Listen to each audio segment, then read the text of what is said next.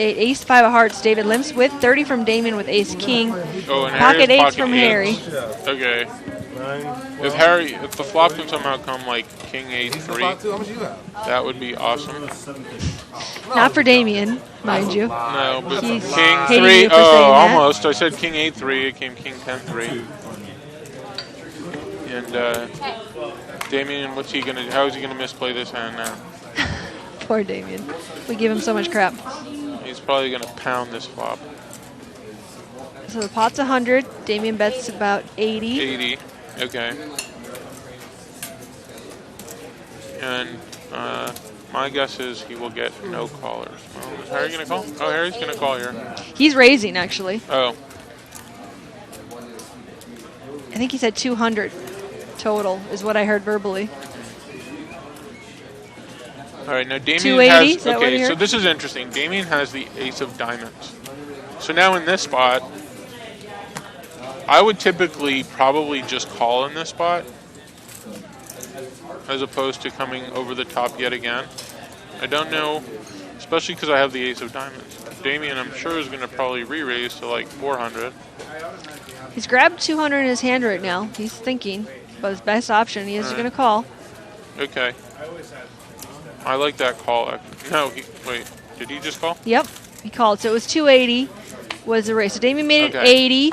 Oh my goodness, Oh wow. my. Sick Wow, that's like stuff. this is awesome. Sick stuff. See, I called for the King 3-8 flop, and it came King 3-10-8. And right, and now Check, Damien check. has. Damien has a diamond. And that's not it, though. All right, now here's the thing about Harry raising the flop. Damien's kind of like a little nervous now. That he has diamonds. And Damien may be Yeah. able to get away from this, maybe. Exactly, like. And here goes Harry again. Oh, Oh, and all Damien in made and a a quick call. call. Unfortunately for him, I mean, I can't Wow. fault him with Harry playing the manner that he does. It's just Damien's like, oh, man, you raised that, and that happened. How does this happen? Straddle from Chris. So it looks like Chad's going to buy the button to get back in the game, and Chris is going to straddle. People are now questioning, can you straddle when someone buys a button? Yes, you can. He will still get the small blind next hand, but since the small and big blind are to his right, he can straddle. Same answer every time he asks him that, right, Damien? One day I'll be able to afford it. I'll do it. Raise 40. 40 is the raise out of Keith in C7. That's not the case, actually. He's got Jack, Queen offsuit. Harry makes the call with Ace 10. 140. Or excuse me, raises it up to 140 Yeah, 140 total. total. Keith makes the call. Well, you can see now, Harry's playing a little bit back at Keith, who won the last hand against Harry. Uh-oh. Queen, Jack, 8. Keith has flop 2 pair. Well, double gutter for Harry, though. He doesn't hate this flop. He does check it. Playing a little pot control, I assume. Check call, I assume, and pray. Please 9, please king, please 9, please king. That's what goes on in your head when going for something like 150 this. is the bet.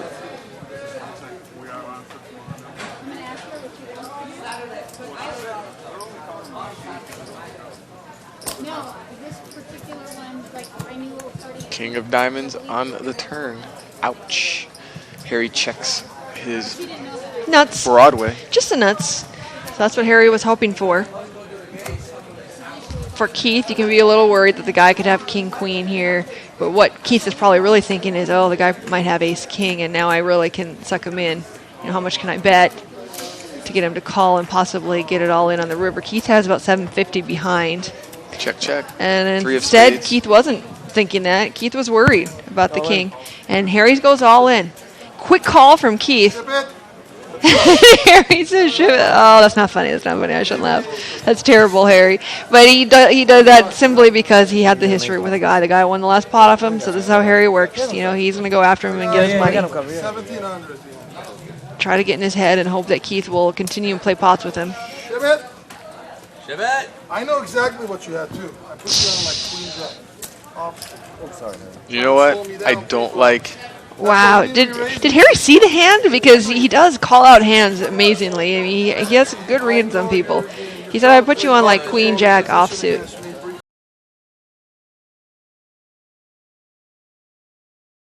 This is a good spot for Michael here. I mean, Very good spot in this situation. he can make a decent amount of money here. Harry is not folding to a c-bet, obviously. Let's see if Harry tries to put Michael to the test here. I don't know that he's going to. I have a feeling that he thinks that Michael will check behind every turn if he missed. If Michael doesn't know, he hasn't not played a lot against Harry, but if he had played a lot against Harry, he might even want to think about checking behind this turn and just getting Harry to smash the river or call any size bet on the river against him. Oh, he did it! Okay, this is really good. Oh. Oh, this is not really good. Oh, but yeah, it didn't work out. The best of plans. Didn't work out. Harry checked again. No. Oh, Harry didn't check. He did the sort of like whiff check. Oh, these guys, these home game guys. He did the whiff check, and he looked to his left. Oh, poor Michael.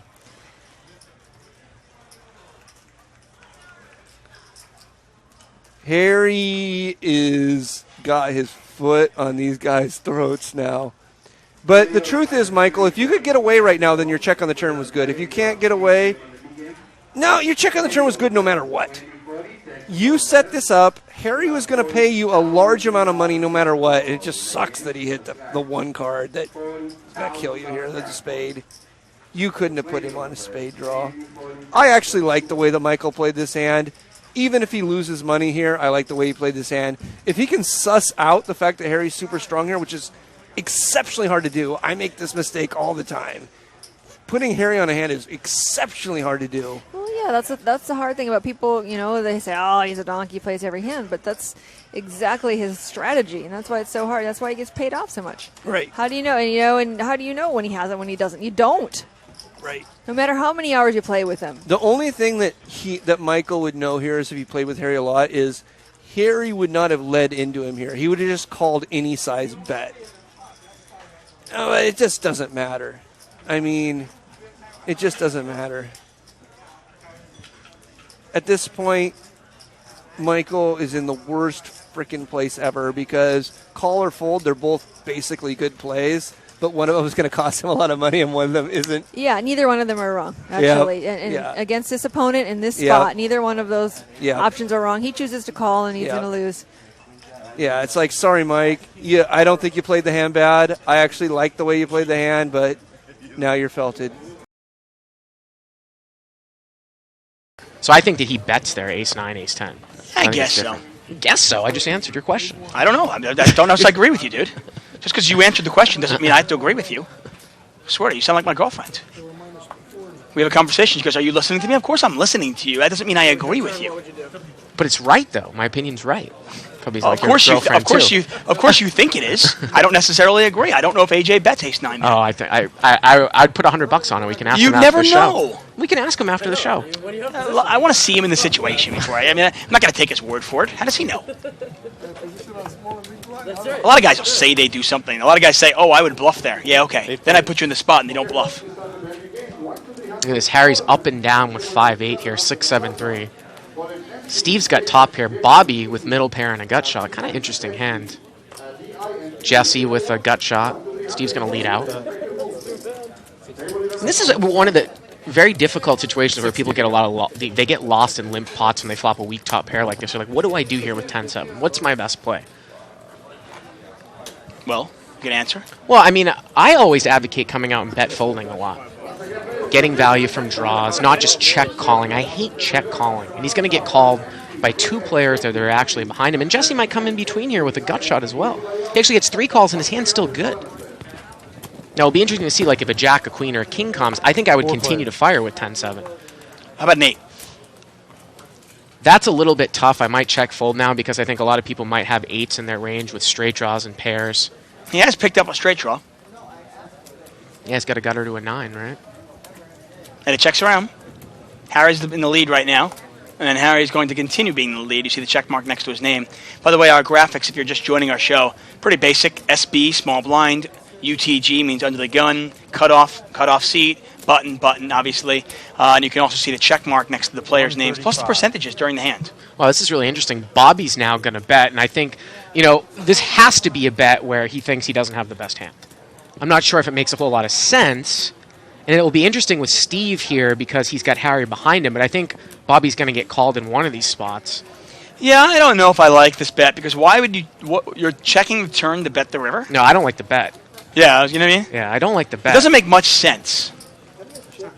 And Steve's going to call. It's going to put Harry in a very interesting spot. I think Harry's got to fold, doesn't he? Well, the thing is, though, Steve checked the turn. So and Harry's going to call. No, Harry raises. 400. Harry raises. He realizes he's saying something's weird.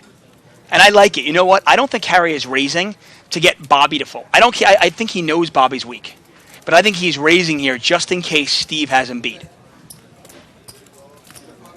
I don't know how Steve has him beat, though, when he checks the turn and checks the river. I think that Steve has a 7. I think this is a spot to overcall with 8-5, not raise. Because who knows if Bobby has a hand like 6 deuce here or something like that. And Bobby's going to call! Wow. Oh, with 4-6. And Harry doesn't think he's good here, obviously against Bobby, but he's good. Wow.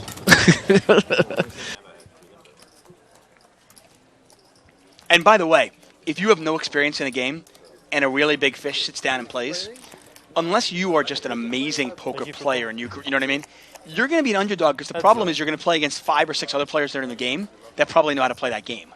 So even though you might be better than the one spot, 100. You're probably taking the worst of it. Clemens and Harry here again. Clemens bets with a 5, and Harry calls with a 5. 3 seats open. Wow, this game is slowing down. Now look at this. Harry has turn 2 pair. And it goes check, check. A 5 would be a very bad card. Wow, and it's a 5. Oh, the case 5. Right, Clemens not much has gone Clemens' way today. Remember, he already got stacked once. Well, he didn't get stacked, but he bought in for another 5,000. And Harry checked it to him. He's going to go for the check raise. Yep. Wow. Well, I think he might put his opponent on a diamond draw, or straight draw.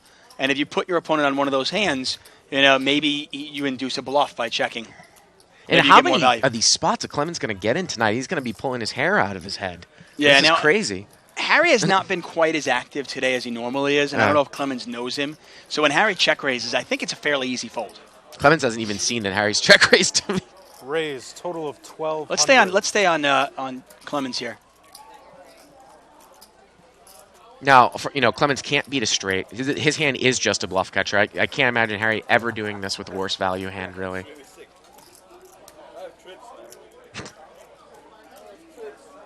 And he tells everybody I have trips. But I think Clemens is a pretty good player, and this big bet by Harry, we know Harry can bluff. I don't know if Clemens knows that, though. Looks like he's just going to, he's going to be like, I've been folded too many hands here tonight. Maybe. That could be the case. Yeah, thanks for that, Brian. So picture-in-picture there. You can see Harry somewhat stoic. I like the word stoic. It's a good word. It's one of these things that you sometimes level yourself into, Dave. Like, you value bet the river, and then the guy check raises, and you're like, whoa. Is he trying to pick up on my small value? But the thing is, though, Clemens bet like 300. He bet pretty big at the end. I mean, if he had bet like 100 into a $400 pot, and then a guy check raised, he calls. Yeah. Clemens makes the call, and I got to tell you, I think Harry should thank David Chan for this call. Turn down for what?